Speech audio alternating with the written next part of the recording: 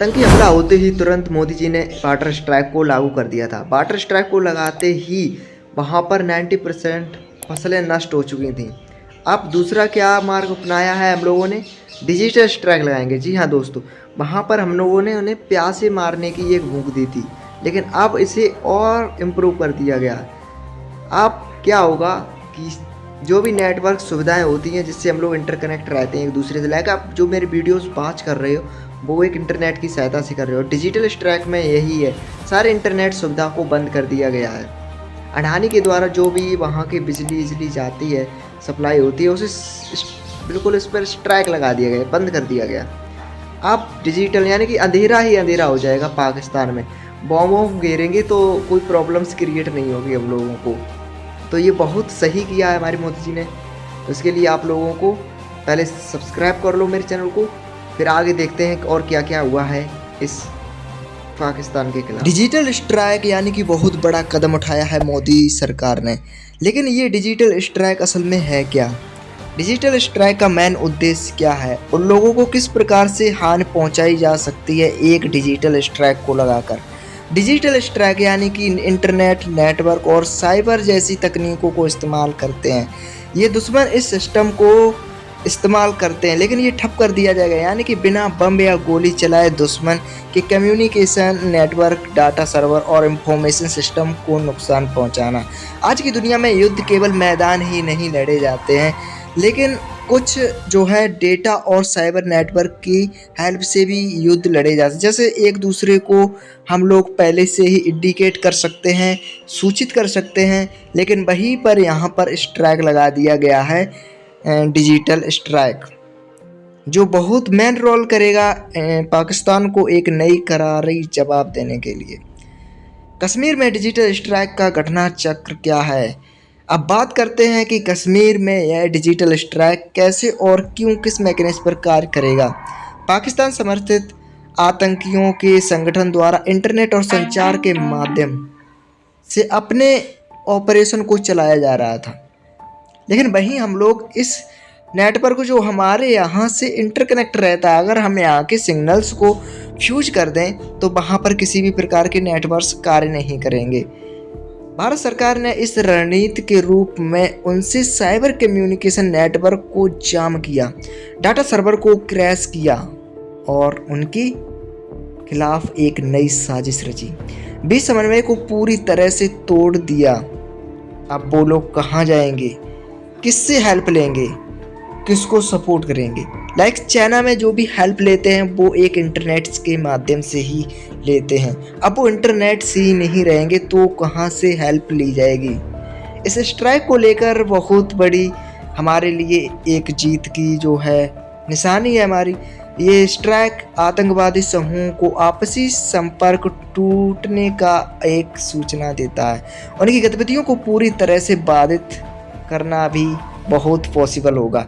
यह एक संकेत था कि अब भारत सिर्फ सीमा पर नहीं बल्कि साइबर स्पेस में भी अपना दबदबा बना रहा है। जैसे कि दोस्तों यहाँ पर वाटर स्ट्राइक लगाया पहले मोदी जी ने, जिसमें हमने वाटर को काफ़ी कंट्रोल नहीं किया है, यानी कि वाटर काफ़ी लार्ज अमाउंट में एकत्रित हो गया जो हम लोगों को हानि भी पहुँचा सकता है। तो इसके लिए कुछ नए फैसले आएंगे, वो मैं अपडेट कर दूँगा आप तक। लेकिन अब तक की जो बड़ी खबर है वो हम लोगों को हैरान कर रही हैं। डिजिटल स्ट्राइक, जी हाँ दोस्तों, डिजिटल स्ट्राइक को लेकर सोशल ऐप पर बहुत ज़्यादा हड़कंप मचा है, वो भी पाकिस्तान में, हमारे यहाँ नहीं, पाकिस्तान में ओनली।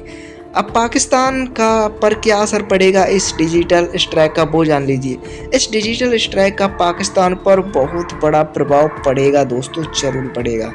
उनके आतंकी संगठन की पूरी रणनीति गड़बड़ा गई है। उनकी प्लानिंग, कम्युनिकेशन और फंडिंग चैनल बुरी तरह से प्रभावित हो गए हैं। अब उनकी जो कम्युनिकेशन यानी कि एक दूसरे को कम्युनिकेट कर रहे थे, लाइक मोबाइल के माध्यम से कर रहे थे। जब हमारे नेटवर्क ही यहाँ से नहीं जाएंगे, अगर मान लीजिए जियो की सिम चल रही है जिसे एक मुकेश अंबानी के द्वारा ही इंडिया नहीं बल्कि इसे हम अमेरिका द्वारा लाएंगे, लेकिन अमेरिका हमारी ही तरफ है ना। जब अमेरिका हमें सपोर्ट कर रहा है तो वो इतना कार्य तो कर ही सकता है हमारे लिए। पाकिस्तान के सरकारी नेटवर्क और सेना के कुछ संचार तंत्र भी साइबर ऑपरेशन की चपेट में आ गए हैं। दुनिया भर में साइबर वारफेयर एक्सपर्ट्स ने बताया है कि भारत की इस स्ट्राइक की सराहना की और कहा कि यह एक सर्जिकल डिजिटल स्ट्राइक थी। इसने पाकिस्तान को यह संदेश दिया है कि भारत का अब एक मोर्चा जवाब देने में सक्षम रहेगा, चाहे वह ज़मीन हो या आसमान हो या फिर कोई स्पेस हो या कोई सागर। अब दोस्तों, मोदी जी का क्या नज़रिया है, क्या वो सोच रहे हैं, क्या करना चाहते हैं, उनकी क्या एबिलिटीज़ है और वो आगे क्या कदम उठाने वाले हैं इस डिजिटल मार्केट को लेकर। डिजिटल मार्केट नहीं, डिजिटल जो भी टेक्निक्स का यूज होता है जो ऑनलाइन चलती हैं उनको बिल्कुल ही जब्त कर दिया गया है। सरकार की एक और नई रणनीति तैयार हो गई है। प्रधानमंत्री नरेंद्र मोदी ने पहले से ही स्पष्ट कर दिया था कि भारत हमारा एक विश्व नहीं बल्कि सर्वोपरि विख्यात है, यानी कि हर देशवासी उसका बहुत रेस्पेक्ट करते हैं, हर क्षेत्र में आत्मनिर्भर बनेगा और दुश्मनों को हर मोर्चे पर मुंह तोड़ जवाब देगा। डिजिटल स्ट्राइक इसी सोच का हिस्सा है। सरकार ने कई वर्षों से साइबर सुरक्षा पर निवेश किया, राष्ट्रीय साइबर सुरक्षा नीति लाई और टेक्निकल यूनिट्स को मजबूत किया।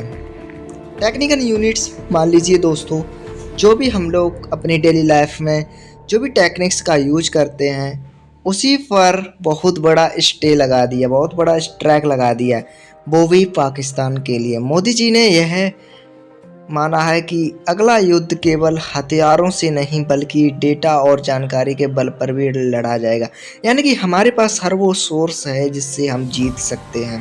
भारत अब दुनिया को यह दिखा रहा है कि हम टेक्नोलॉजी क्षेत्र में भी अग्रणी हैं। तो फ्रेंड, इतना कुछ करने के बाद भी हम लोग अब ये बहुत बड़ा फैसला कर रहे हैं कि अब पाकिस्तान में इतना हड़कंप मचा देंगे कि उसे भी डर लगने लगेगा कि युद्ध जैसी कोई चीज़ होती ही नहीं है और ना करनी चाहिए। उसके दिल दिमाग में इतना डर बढ़ जाएगा कि वो कभी भी किसी से उलझेगा नहीं, जैसा कि इंडिया के साथ उलझ गया है। लेकिन वहाँ पर बहुत मासूम लोगों को मारा गया है, लेकिन ये कई बार हो चुका है। लेकिन इसका रीज़न क्या है दोस्तों, धीरे धीरे सब पता चल जाएगा।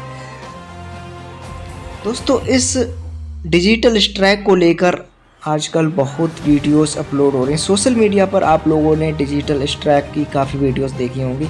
ये फैसला आज ही कल में लिया गया है। यह सिर्फ एक साइबर हमला नहीं था, यह एक संदेश था कि भारत की किसी भी चुनौती के लिए कैसे हम तैयार कर सकते हैं खुद को। टेक्नोलॉजी अब हमारे सुरक्षा कवच का महत्वपूर्ण हिस्सा बन गया, यानी कि हर एक जगह जो कि टेक्नोलॉजी ही उपयोग में आती है तो उसे हम लोग बिल्कुल एलिमिनेट नहीं कर सकते हैं। विज्ञान हमारी बहुत हेल्प कर रहा है इस कल्चर में। तो फ्रेंड, जैसा कि आप लोगों ने देखा है कि आने वाला समय हमारे लिए बहुत दुखदायक भी हो सकता है अगर हम लोग इस पर एक्शन ना लें। तो इसके साइबर ऑपरेशंस देख सकते हो। क्या आप तैयार हैं एक नए डिजिटल युग के लिए? अगर आपको यह जानकारी पसंद आई हो तो वीडियो को लाइक करें, शेयर करें और हमारे चैनल को सब्सक्राइब करना ना भूलें। धन्यवाद, मिलेंगे किसी नेक्स्ट वीडियो में।